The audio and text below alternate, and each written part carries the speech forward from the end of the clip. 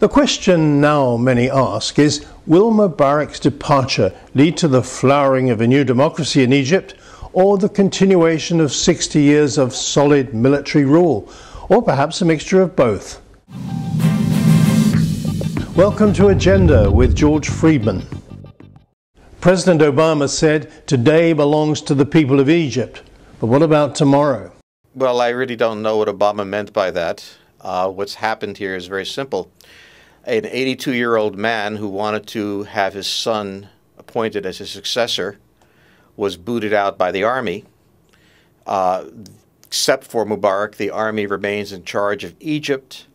The demonstrators are packing up and going home. In fact, they were rather friendly to the army.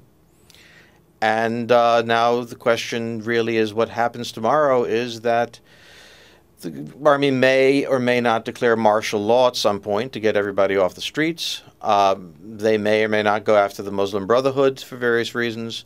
But the fundamental warp and woof of Egypt is intact. We have not had a dramatic sea change.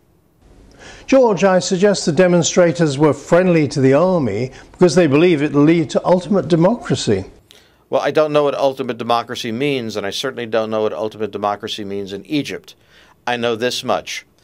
The demonstrators were deeply opposed to Mubarak. They were not deeply opposed to the army. When the army announced they had essentially staged a coup to force Mubarak out, less than 24 hours after his speech saying that he was staying, there was tremendous enthusiasm on the part of the people. And so these demonstrators, whoever they are favorably inclined to the military. They were bitterly opposed to Mubarak. They personalized the revolution. They won that part of the revolution. It's not clear what else they wanted. One of the opposition leaders said it would lead to the establishment of a modern, democratic, secular government. We're still a long way from that. Could it happen? Well, if he says it can happen, it certainly can happen. Look, this is a time where people say things and reporters write them down and record them, and everybody wonders what they mean. Mostly what's being said has no meaning. It is simply saying it's over, the world will be better than it was before, and so on and so forth. Pay very little attention to what people are saying at this point. Even as we saw, we didn't have to pay much attention to what Mubarak said. So let's take a look at the objective situation. Let's forget all the statements and so on. The army was in charge yesterday. It was in charge last week. It is in charge now. Whether or not the army will call elections, it will be a decision by the army. And as it has been for about 60 years, they will take place under the aegis of the army. The army remains a central institution of Egypt. It is, as in many of the countries, the most modern, the most efficient, and certainly the most powerful entity. That has not been shaken.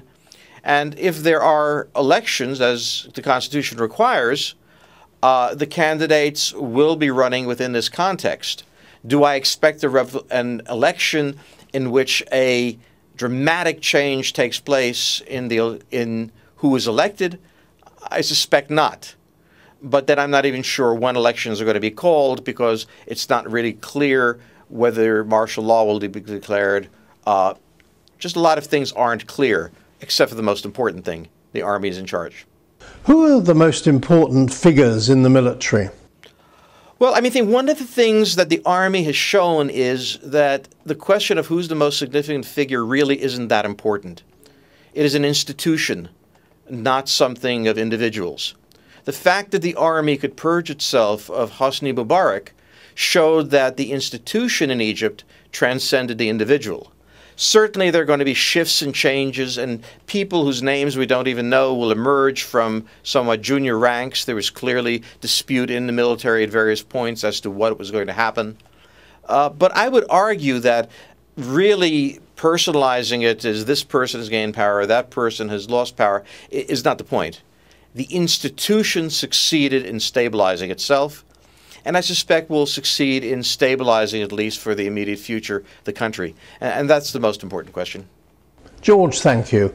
And that's Agenda for this week. Thanks very much for joining me. I'm Colin Chapman at Stratfor. Until the next time, goodbye.